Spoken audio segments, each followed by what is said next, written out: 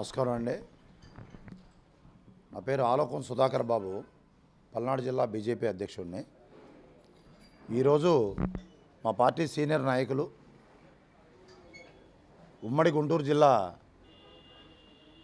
పరిషత్ అధ్యక్షులుగా పనిచేసినటువంటి పాతూరు నాగభూషణం గారు పలు సేవా కార్యక్రమాల్లో భాగంగా ఈరోజు ఇక్కడ గోశాల కూడా వారిది నిర్వహిస్తున్న గోశాలను కూడా సందర్శన జరిగింది.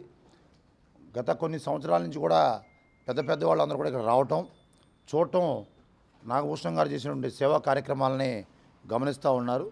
అది మరీ ముఖ్యంగా కూడా మా పార్టీ నాయకుడు కావటం మాకు అందరికీ కూడా ఆనందదాయకంగా ఉంది. గోవుని పూజించాలని చెప్పేసి గోవుకి ఒక్క పూట ఆహారం పెట్టినా కూడా అది జన్మలకి ఆ వ్యక్తికి కాకుండా కుటుంబానికే పుణ్యం వస్తుందని చెప్పేసి మన పురాణాలు చెప్తూ ఉన్నాయి. అలాంటి గోవుని ఇవాళ రోజున ఒక గోవుని మెయింటైన్ చేయాలంటేనే చాలా కష్టమైనటువంటి పరిస్థితులు ఇవాళ రోజున.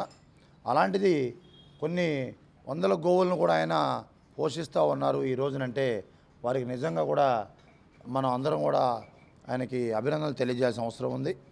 కావున ఎంతోమంది ఒక్కొక్కళ్ళు కూడా గోవుని చూస్తూ ఉన్నాం. ఇక్కడ మెయింటైన్ చేయటం వీలు కానటువంటి వాడు కూడా ఒకసారి వచ్చి గోశాలని సందర్శించాలి, ఆ గోవుని చూడాలని చెప్పేసి వాటికి ఒక పూట దాణా పెట్టేసి వెళ్ళాలి అనే కోసం ఇతర దేశాలకు వెళ్ళేటువంటి విద్యార్థులు సైతం కూడా ఇక్కడ రావడం జరుగుతూ ఉంది.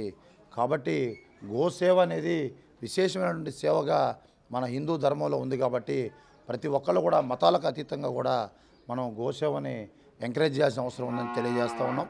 అదేవిధంగా వారు ఇక్కడ సాయిబాబా టెంపుల్ నిర్వహించడం, ఆ టెంపుల్లో జరుగుతున్న పూజా కార్యక్రమాలు, ఆ విధి విధానాలు కానీ, అన్నదాన కార్యక్రమాలు కానీ విశేషంగా కూడా జరుగుతూ ఉన్నాయి. కావున ఒక రకంగా చెప్పాలంటే పెద్దవడ్లపూడి గ్రామ ప్రజలు చేసుకున్న అదృష్టంగా భావిస్తూ ఉన్నాం.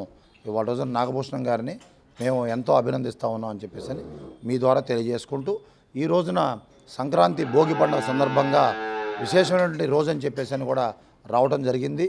అదేవిధంగా పెద్దలకు కూడా ఇవాళ రోజున ఆహారం పెట్టడం అంటే సాక్షాత్తు గోమహాలక్ష్ములకే పెద్దలకి ఉన్నటువంటి ఫలితం ఉంటుంది. కాబట్టి పెద్దలకు కూడా వారి పేరు మీద ఇవాళ రోజున గోవులకి ఆహారం తినిపించడం జరిగింది. సో కావున అందరూ కూడా ఏదైనా నేను ఒకటే చెప్పదలుచుకున్నాం, అందరూ కూడా అవకాశం ఉన్నంత వరకు కూడా గో సంతతిని అభివృద్ధి చేయాలని చెప్పేసి ఈ భూమి మీద గో సంతతి ఉన్నంతకాలం ఈ భారతదేశం భరతమాత సుభిక్షంగా ఉంటుందని చెప్పేసి కోరుకుంటూ ఈ అవకాశం నాకు ఇచ్చిన అందరూ కూడా ధన్యవాదాలు తెలియజేసుకుంటా ఉన్నాను.